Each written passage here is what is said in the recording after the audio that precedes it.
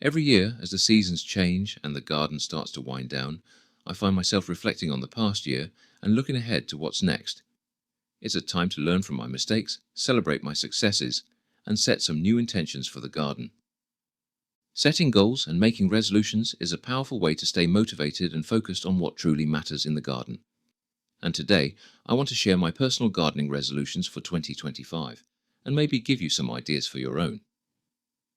I hope these ideas will inspire you to create your own resolutions and make 2025 your most rewarding gardening year yet. I'm excited to share my gardening goals for the new year and hopefully inspire you to dream big and set some intentions for your own garden. Gardening should be a joyful and personal journey, so these are just ideas to get your creativity flowing. Feel free to take what resonates with you and leave out the rest.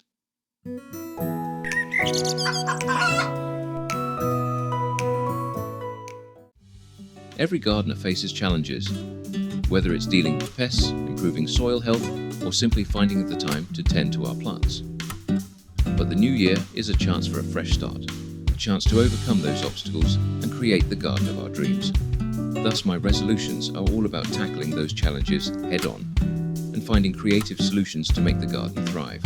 So with that in mind, my first resolution, and perhaps the most important one for any gardener, is to start composting. I absolutely love compost. It feels like magic transforming kitchen scraps and yard waste into black gold for my plants. I've found that compost makes a huge difference in my vegetable garden. It's not just about adding nutrients, it's about creating a living soil that supports healthy plant growth. Here's why compost is so essential for a thriving vegetable garden. It improves soil structure. Compost helps to break up heavy clay soil and improve drainage, while also helping sandy soil retain moisture. It increases water retention. Compost acts like a sponge, holding onto moisture and making it available to your plants, especially important during dry spells. It adds beneficial microorganisms. Compost introduces a whole host of beneficial microbes that help to break down organic matter and make nutrients available to your plants. It provides essential nutrients, providing a slow and steady release of essential nutrients, feeding your plants over time and promoting strong growth. And it reduces waste. It's a fantastic way to reduce household waste and minimize your environmental impact. If you're new to composting, don't worry, it's easier than you might think. I started with a simple pile in my backyard, but now I use some of these black bins, a larger pile of chicken bedding and manure, and this year I've started a leaf mold pile. My top tip for composting success: make sure you have a good balance of greens, like kitchen scraps, and browns, like dried leaves. And don't forget to turn your compost regularly to keep it aerated.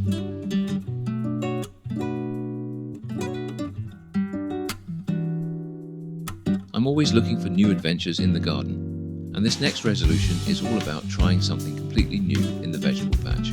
It's time to break free from my usual routine and embrace the thrill of the unknown.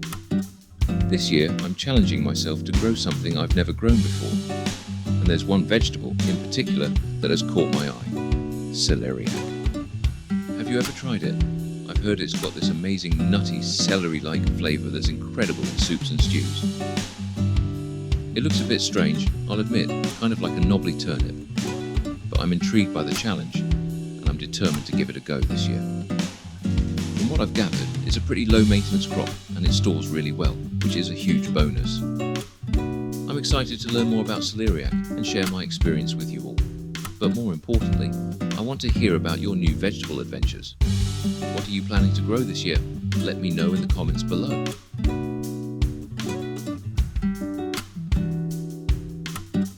One of my biggest passions in gardening is creating a haven for wildlife. My garden is so much more than just a place to grow vegetables. It's a thriving ecosystem that supports a whole host of creatures. Next year, I'm committed to making my garden even more welcoming to birds, bees, butterflies, and other beneficial insects. It not only makes my garden more vibrant and alive, but it also helps with pollination and pest control. I've been on a mission to increase biodiversity in my garden, and I'm excited to share some of my progress with you. As you can see, I've built this giant bug hotel to provide shelter for all sorts of beneficial insects. It's amazing to see how many different species have taken up residence. And I'm delighted to share that I have a resident hedgehog.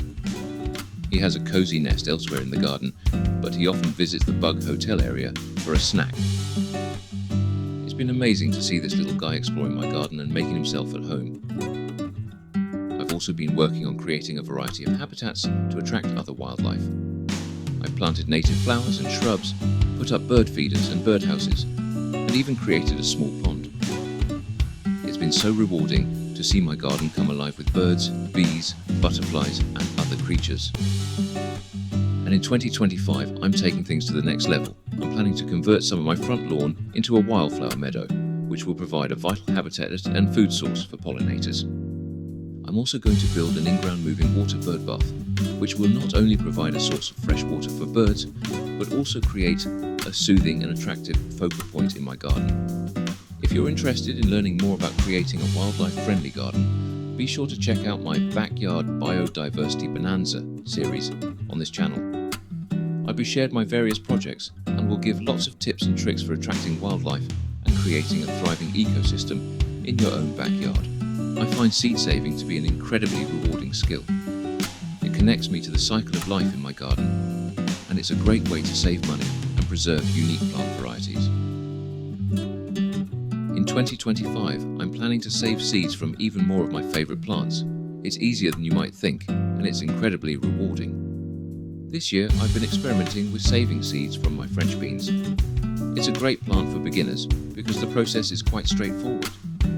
We are supposed to leave the bean pods dry completely on the plant, although I had to bring mine in under cover this year as they were taking too long and risked moulding. Then I carefully remove the beans from the pods and spread them out to dry further. Once they're completely dry, I store them in a labelled container or envelope in a cool, dark place.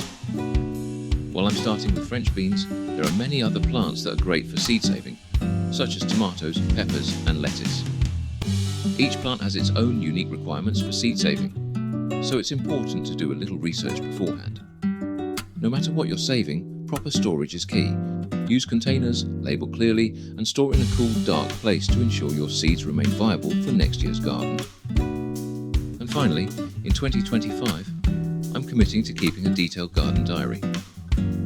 It's a fantastic way to track my progress, learn from my experiences, and plan for future seasons. I'll be recording everything from sowing and planting out dates and weather conditions to pest outbreaks and harvest yields. I'll even be sketching my favourite plants and making notes on new techniques I try. A garden diary is like a treasure trove of information. It helps me understand what works well in my garden and what needs improvement. It's also a wonderful way to reflect on the joys and challenges of each growing season. If you're not already keeping a garden diary, I highly recommend giving it a try. You can use a simple notebook, a fancy journal, or even a gardening app on your phone. This year, I'm attempting to do both paper and software. I've just downloaded an app where I can add photos to the entries, and I'll use that alongside my 5-year diary. The most important thing is to find a method that works for you and stick with it. I'll be sharing more about my garden diary journey throughout the year, so stay tuned for updates and inspiration. Imagine your garden in 2025, bursting with life, colour and delicious food. Imagine the joy of harvesting your own vegetables, the satisfaction of creating a haven for wildlife, and the pride of mastering new gardening skills. These resolutions are my roadmap to that dream garden. They're not just about growing plants, they're about growing as a gardener. And that brings me to a bonus resolution, one I'm a little bit nervous about, but still excited to share.